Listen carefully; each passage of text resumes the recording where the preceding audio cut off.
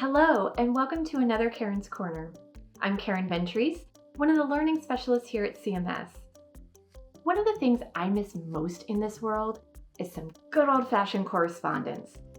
Remember when you used to write your family members like once a year to let them know all the exciting things that have happened in the past 12 months? Ugh, I miss that.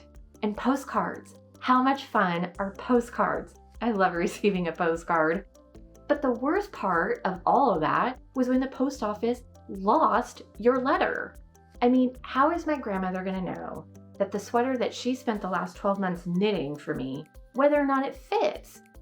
I mean, let's be honest, I'm not going to wear it because grandma's fashion sense is a little different than mine. But, she should know whether or not it fit. It's the thought that counts. And I'm sure the same frustration can be felt when you're sending us your voucher files and we're telling you we've never received them. And this is an issue we're seeing more and more recently. You're trying to send us your MAT files and we're telling you we ain't seen them. And this typically occurs when an incorrect TRACS Mail ID or no TRACS Mail ID is entered into your software. So if you've recently gone through a management update, or you've updated your software, or you've changed your software, double check to make sure that that TRACS Mail ID is entered. Usually you only need to enter it once. You shouldn't have to enter it again.